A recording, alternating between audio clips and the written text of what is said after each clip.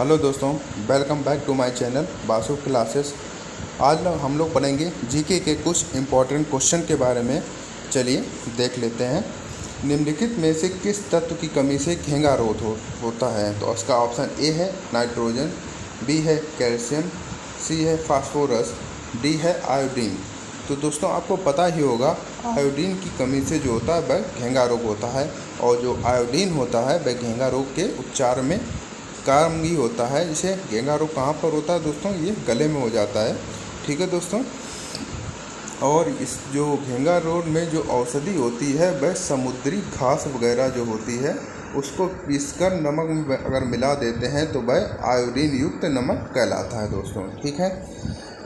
और टेबलेट भी आती हैं आयोडीन की, एक घेंगा रोग जो रोगी होते हैं उसके उपचार में उनको दी जाती हैं। चलिए आगे देखते हैं।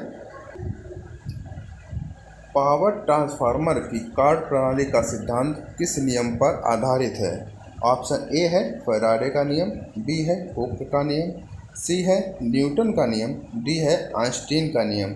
ठीक है दोस्तों, यहाँ पर बात की गई पावर ट्रांसफार्मर की कार्य प्रणाली का सिद्धांत। जो इसका जो राइट आंसर जो हो जाएगा वह फैराडे के नियम पर आधारित है दोस्तों।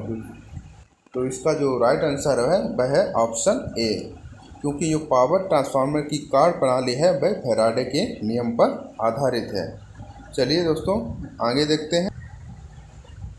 रडार सिस्टम में उपयोग की जाने वाली तरंगें किस प्रकार की तरंगों का उदाहरण है? ऑप्शन ए है सूक्ष्म तरंगें, बी है इंफ्रारेड तरंगें, सी है इंफ्रासोनिक तरंगें, डी है इनमें से कोई नहीं।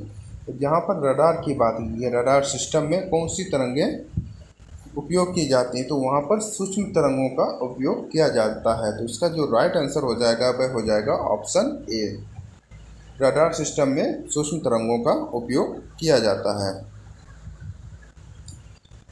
एक उड़ते हुए चक्के के प्रति सेकेंड घूर्णन किससे मापी जाती है? ऑप्शन ए है बैरोमीटर, बी है एनीमोमीटर, सी है हाइग्रोमीटर, डी है स्ट्रोबोस्कोप।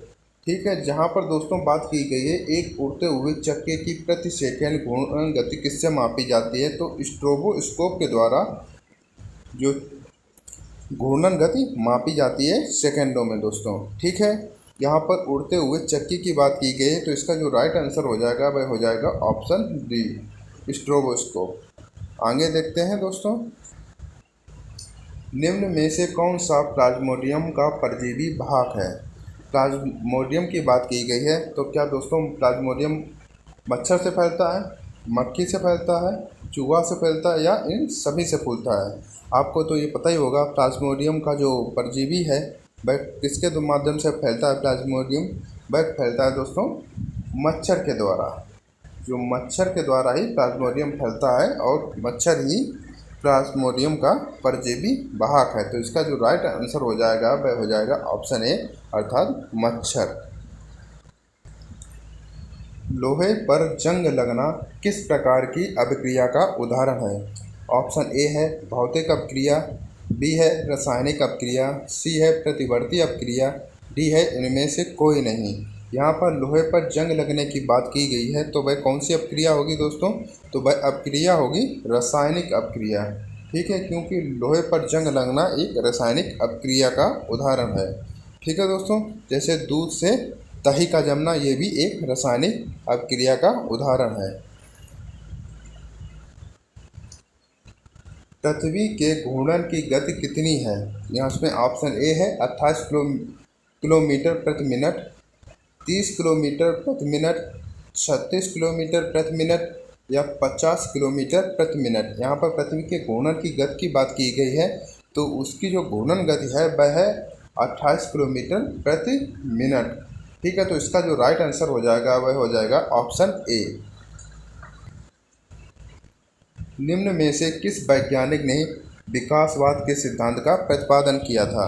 तो इसका ऑप्शन ए है डार्विन, बी है मैक्सवेल, सी है न्यूटन, डी है जॉनसन। तो यहाँ पर विकासवाद की बात की गई है, तो डार्विन ने विकासात्मक सिद्धांत दिया था। ठीक है दोस्तों। और उन्होंने किस पे प्रयोग किया था? क्या दोस्तों उन्होंने जिराफ वगैरह का उदाहरण बताया था, या किसी और प्रकार का? ये आप हमें कमेंट करके बताएंगे। चलिए देखते हैं आगे। चींटी के डंक में कौन सा अम्ल पाया जाता है, या चींटी के डंक में कौन सा एसिड पाया जाता है। ठीक है दोस्तों, तो एसिड की बात की गई है, क्या सिट्रिक एसिड पाया जाता है या सिट्रिक अम्ल, बी है एसिटिक अम्ल, या सी है मेथेनाइक अम्ल, डी है लैक्टिक अम्ल। तो कौन सा अम्ल पाया जाता है दोस्तों, तो जो चींटी जो होती है उसके डंक में मेथेनाइक अम्ल या मेथेनाइक एसिड पाया जाता है। तो इसका जो राइट आंसर हो जाएगा वह हो जाएगा दोस्तों ऑप्शन नंबर सी। जंग लगने पर लोहे के भार में क्या परिवर्तन होता है। ऑप्शन ए है उसका भार कम हो जाता है, बी है बढ़ जाता है, सी है समान रहता है, डी है इनमें से कोई नहीं। जब लोहे पर जंग लगती है तो उसके भार में क्या परिवर्तन होता है ये पूछ रहा है। तो जब लोहे पर जंग लगेगी तो उसका क्या होगा, भार बढ़ जाएगा। और लोहे पे जंग लगना कौन सा परिवर्तन है दोस्तों, वह है रासायनिक परिवर्तन। ठीक है दोस्तों, ये याद रखिएगा। किस यंत्र के द्वारा सौर ऊर्जा को विद्युत ऊर्जा में रूपांतरित किया जाता है।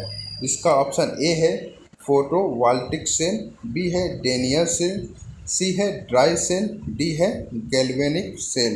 यहाँ पर बात की गई है सौर ऊर्जा को विद्युत ऊर्जा में रूपांतरित करने की। तो इसका जो ऑप्शन ए हो जाएगा फोटोवोल्टिक सेल। फोटोवोल्टिक सेल में क्या होता है, जो सौर ऊर्जा होती है उसको विद्युत ऊर्जा में रूपांतरित किया जाता है।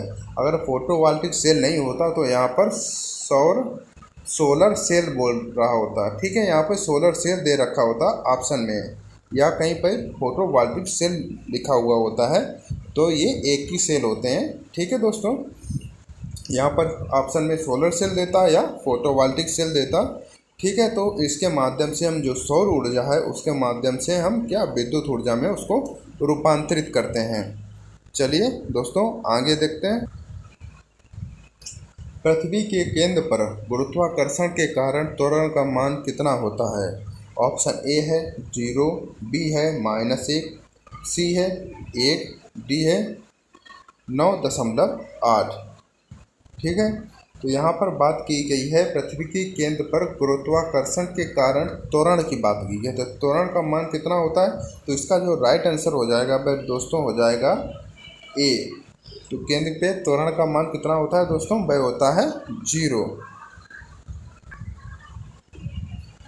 कम तापमान को मापने वाले यंत्र को क्या कहा जाता है। ऑप्शन नंबर ए है हाइग्रोमीटर, बी है क्रायोमीटर, सी है पायरोमीटर, डी है टेकोमीटर। यहाँ पर दोस्तों कम तापमान को मापने वाले यंत्र की बात की गई है, तो क्रायोमीटर के द्वारा हम कम तापमान माप सकते हैं। ठीक है दोस्तों, तो इसका जो राइट आंसर हो जाएगा वह हो जाएगा ऑप्शन नंबर बी। मनुष्य के सुनने की क्षमता कितनी होती है। ऑप्शन नंबर ए है 20 हर्ट्ज से 2000 हर्ट्ज, बी है 20 हर्ट्ज से 20,000 हर्ट्ज, सी है 20,000 हर्ट्ज से अधिक, डी है 200 हर्ट्ज से 20,000 हर्ट्ज। तो यहाँ पर बात की गई मनुष्य के सुनने की क्षमता कितनी होती है। तो दोस्तों मनुष्य के सुनने की जो क्षमता होती है वह होती है 20 हर्ट्ज से 20,000 हर्ट्ज। तो इसका जो राइट आंसर हो जाएगा वह हो जाएगा ऑप्शन नंबर बी।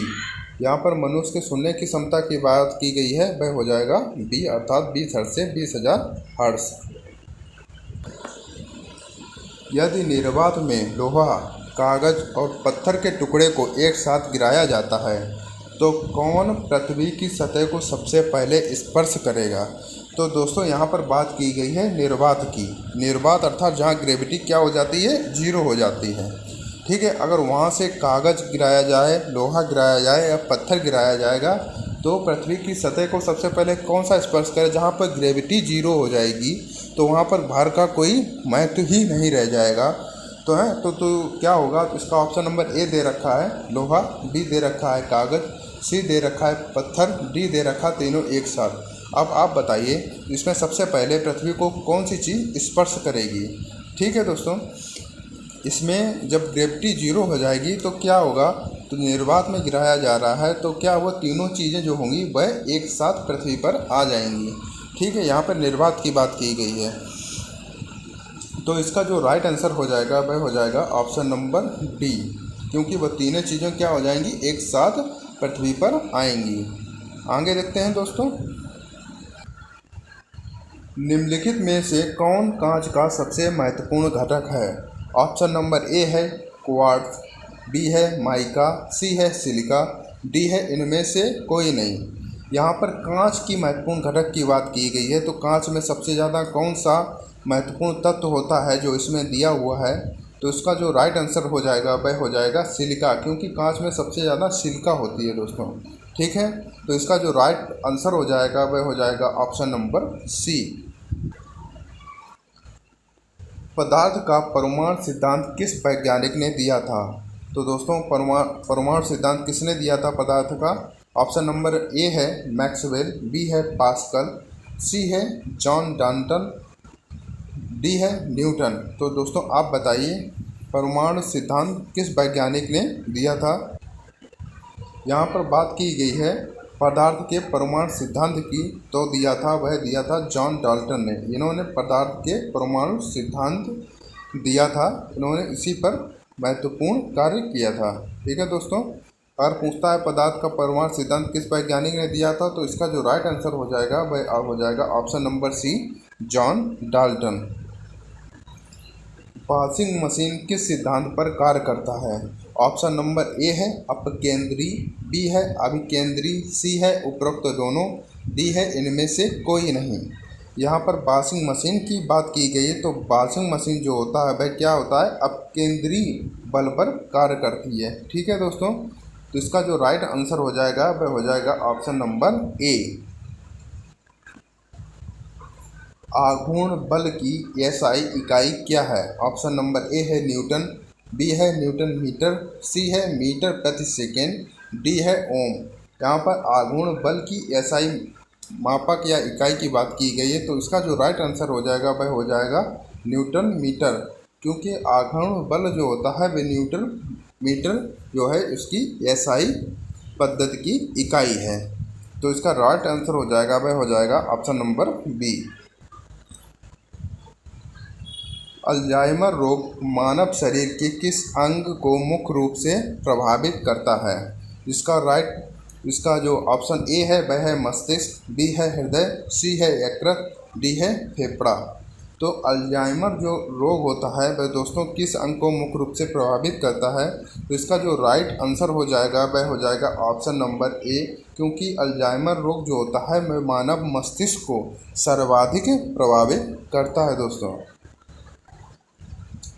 अस्थि मज्जा में रुधिर कणिकाओं के निर्माण को क्या कहा जाता है? ऑप्शन नंबर ए है हीमोफीलिया, बी है हेमेटोपाइसिस, सी है ल्यूकेमिया, डी है पॉलीसीथीमिया। यहाँ पर अस्थि मज्जा में रुधिर कणिकाएँ जो होती हैं उनके निर्माण की बात की गई है, तो उनको क्या कहा जाता है दोस्तों? उनको कहा जाता है हेमेटोपाइसिस। इसका राइट आंसर हो जाएगा वह हो जाएगा option number B. Fluorescent lamp में चौक के उपयोग का मुख्य उद्देश्य क्या होता है? जो फ्लोरोसेंट लैंप होती है उसमें चौक दी होती है, उसका मुख्य उद्देश्य या उपयोग बताया गया है, तो उसका क्या होता है? ऑप्शन नंबर ए है विद्युत धारा के प्रभाव को कम करना, विद्युत धारा के प्रभाव को बढ़ाने के लिए उसका उपयोग किया जाता है, सी है प्रतिरोध को कम करने के लिए किया जाता है, डी है प्रतिरोध को बढ़ाने के लिए किया जाता है। तो ये दोस्तों 4 ऑप्शन है, इसमें राइट आंसर आपको बताना है। बताइए क्या होता है? जब यहाँ पर बात की गई है फ्लोरोसेंट लैंप में चौक के उपयोग की, तो उसके चौक के उपयोग से हम विद्युत धारा के प्रभाव को नियंत्रित अर्थात कम कर सकते हैं। तो इसका जो राइट आंसर हो जाएगा वह हो जाएगा ऑप्शन नंबर ए। ठीक है, विद्युत धारा के प्रभाव को कम करना या नियंत्रित करना। चलिए आगे देखते हैं। यदि किसी तत्व का परमाणु क्रमांक बराबर है लेकिन परमाणु भार भिन्न भिन्न अर्थात अलग अलग है, तो उस तत्व को क्या कहेंगे? यहाँ पर बात की गई कि किसी तत्व का परमाणु क्रमांक क्या है? बराबर है, लेकिन परमाणु भार भिन्न भिन्न है तो उस तत्व को क्या कहते हैं दोस्तों? उस तत्व को कहेंगे, क्या कहेंगे जल्दी बताइए। इसका ऑप्शन ए है समभारिक, बी है समस्थानिक, सी है सम न्यूट्रॉनिक, डी है इनमें से कोई नहीं। तो उस तत्व को कहेंगे हम लोग समस्थानिक। ठीक है दोस्तों, क्या कहेंगे? समस्थानिक। यहाँ पर बात की गई किसी तत्व के परमाणु क्रमांक बराबर है लेकिन परमाणु भार भिन्न भिन्न है, तो ऐसे तत्व को कहा जाता है समस्थानिक कहेंगे। तो इसका राइट आंसर जो हो जाएगा वह हो जाएगा ऑप्शन नंबर बी। निम्न में से किन किरणों का उत्सर्जन रेडियो एक्टिवता के दौरान नहीं होता है? ऑप्शन नंबर ए है अल्फा किरणें, बी है गामा किरणें, सी है बीटा किरणें, डी है कैथोड किरणें। यहाँ पर कहा गया है किन किरणों का उत्सर्जन जो होता है रेडियो एक्टिवता के दौरान नहीं होता, अर्थात रेडियो एक्टिव तत्व जब प्रभावी हो रहे होते हैं तब उनका उत्सर्जन नहीं होता है। ठीक है दोस्तों, तो किन किरणों का नहीं होता है दोस्तों? अल्फ़ा, बीटा, गामा, ये तीनों तो रेडियो एक्टिव के तत्व की किरणें हैं ही, लेकिन जो कैथोड किरणें हैं इनका उत्सर्जन नहीं होता है दोस्तों। तो ये इसका जो राइट आंसर हो जाएगा वह हो जाएगा ऑप्शन नंबर डी। ठीक है दोस्तों, चलिए आगे देखते हैं। पीयूष ग्रंथि मानव शरीर के किस अंग में स्थित होती है? पीयूष ग्रंथि को हम लोग क्या कहते हैं? मास्टर ग्लैंड भी कहते हैं या मास्टर ग्रंथि भी बोलते हैं दोस्तों पीयूष ग्रंथि को।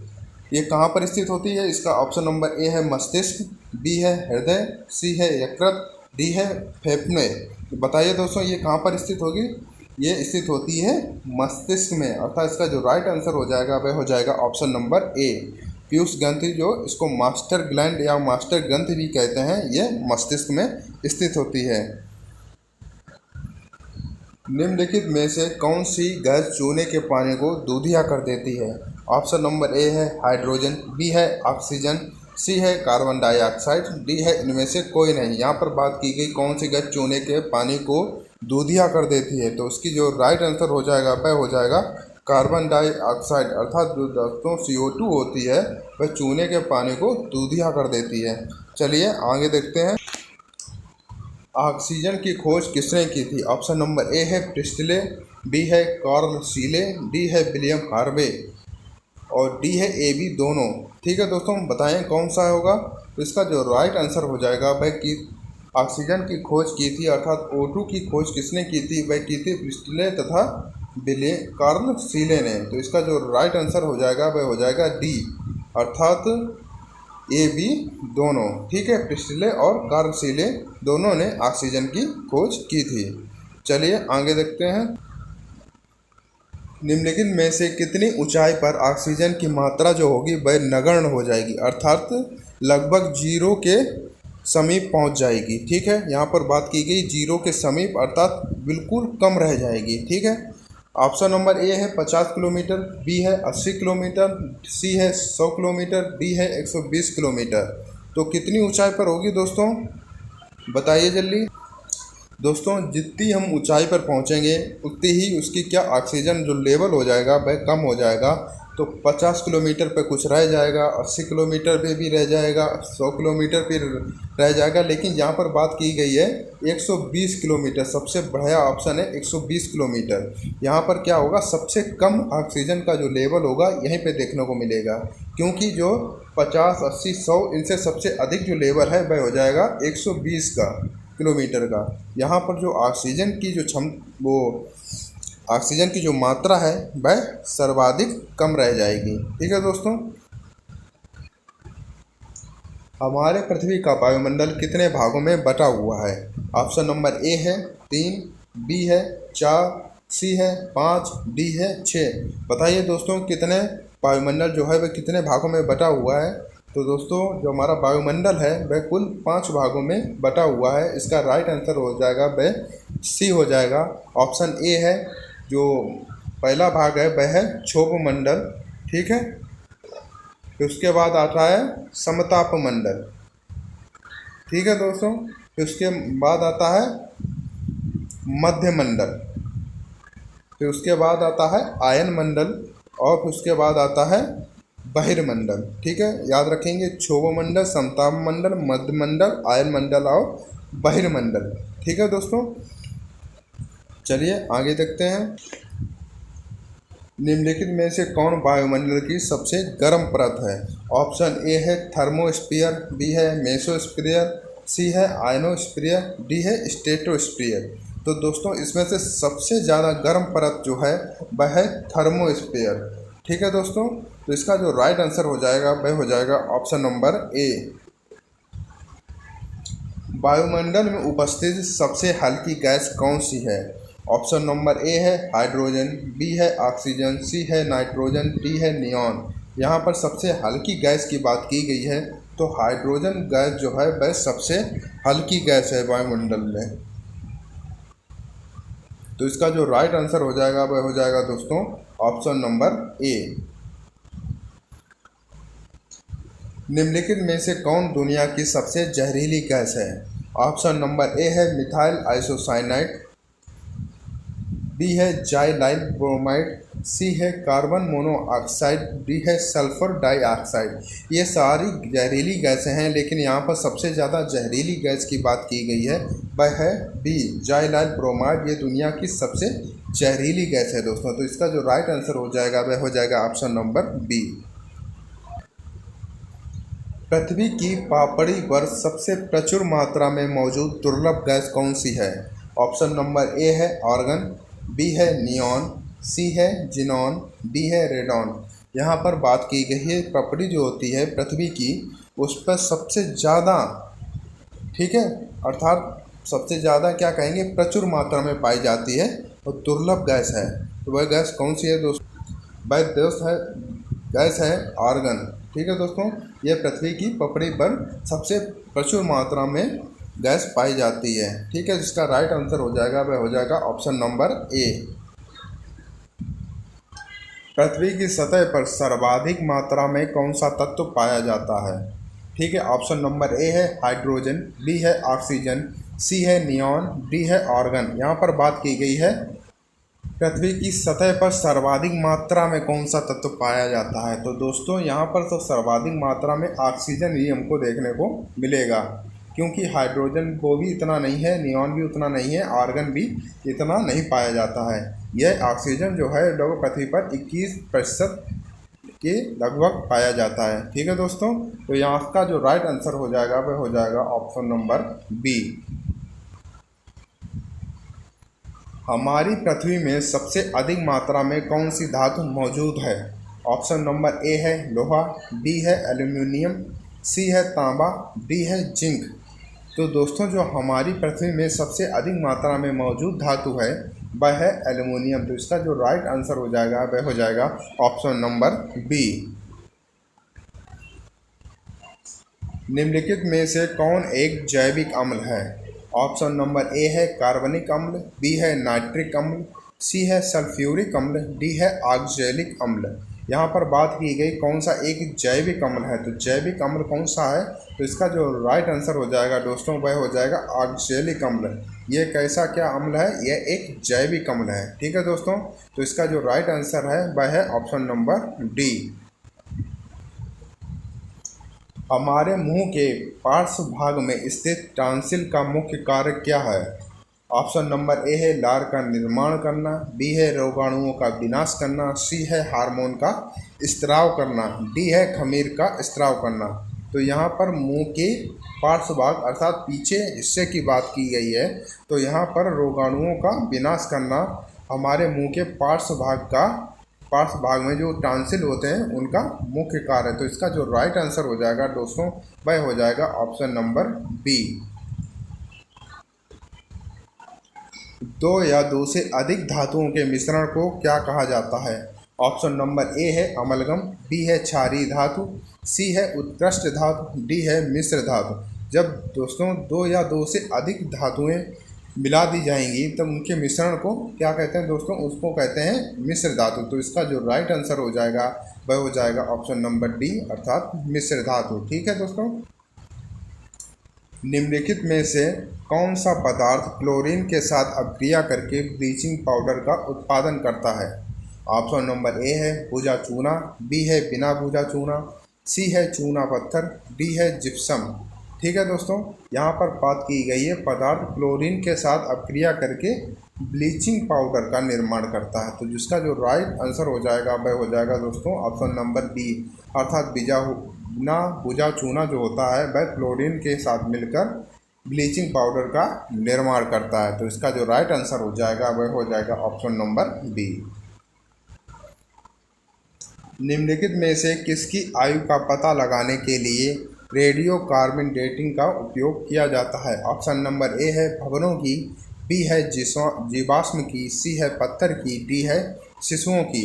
तो यहाँ पर किसकी आयु के पता लगाने के लिए कार्बन डेटिंग का उपयोग किया जाता है दोस्तों? तो जीवाश्म का पता लगाने के लिए रेडियो कार्बन डेटिंग का प्रयोग किया जाता है, क्योंकि वह कितने समय पहले से थी उनकी आयु का पता चल जाता है जीवाश्म की रेडियो कार्बन डेटिंग के माध्यम से। ठीक है दोस्तों, चलिए आगे देखते हैं। यदि लाल और हरे रंग को आपस में मिला दिया जाए तो निम्नलिखित में से कौन सा रंग बनेगा? ऑप्शन नंबर ए है पीला, बी है लाल, सी है सफ़ेद, डी है मैजेंटा। तो यदि लाल और हरे को आपस में मिला दिया जाए तो दोस्तों पीला रंग बनता है। इसका जो राइट आंसर हो जाएगा वह हो जाएगा ऑप्शन नंबर ए, अर्थात लाल और हरे को मिलाने से पीले रंग का निर्माण होता है। पशुओं में किसके कारण खुरपका और मुंहपका रोग होता है? ऑप्शन नंबर ए है जीवाणु, बी है प्रोटोजोआ, सी है विषाणु, डी है कीट। तो दोस्तों किसके कारण खुरपका और मुंहपका रोग होता है? दोस्तों वह होता है, किसके माध्यम से होता है दोस्तों? विषाणु के माध्यम से, अर्थात विषाणु के माध्यम से खुरपका और मुंहपका रोग होता है। इसका जो राइट आंसर हो जाएगा वह हो जाएगा ऑप्शन नंबर सी। ट्यूबलाइट में मुख्यतः कौन सी गैस भरी जाती है? ऑप्शन नंबर एक है आर्गन और मीथेन, बी है पारे का वाष्प और आर्गन, सी है हीलियम और पारे का वाष्प, डी है हीलियम और आर्गन। तो दोस्तों कौन सी गैस भरी जाती है? उसमें भरी जाती है पारे का वाष्प और आर्गन। तो इसका जो राइट आंसर हो जाएगा वह हो जाएगा ऑप्शन नंबर बी। ठोस की शुद्धता का निर्धारण किसके द्वारा किया जाता है? ऑप्शन नंबर ए एक है क्वथनांक बिंदु के द्वारा, बी है हिमांक बिंदु के द्वारा, सी है गलनांक बिंदु के द्वारा, डी है इनमें से कोई नहीं। यहाँ पे ठोस की शुद्धता का निर्धारण बताया गया है, तो वह किसके माध्यम से किया जाता है? वह किया जाता है दोस्तों उसके गलनांक बिंदु के द्वारा। ठीक है दोस्तों, जो ठोस की जो वह होती है वह उसके गलनांक बिंदु के द्वारा उसकी जो अवस्था होता है उसका निर्धारण किया जाता है कि वह किस बिंदु पर गलता है, अर्थात गलनांक क्वथनांक उसका कितना है। अगर दोस्तों आपको वीडियो पसंद आए तो लाइक करें, शेयर करें और सब्सक्राइब करें। धन्यवाद। अपने दोस्तों को शेयर करना बिल्कुल भी ना भूलें।